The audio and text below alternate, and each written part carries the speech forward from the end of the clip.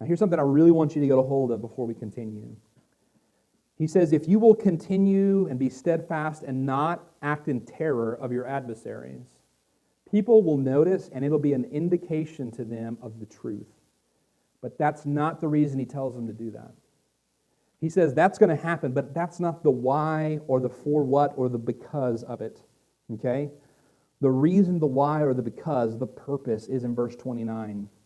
For unto you it is given in the behalf of Christ not only to believe on him, but to suffer for his sake.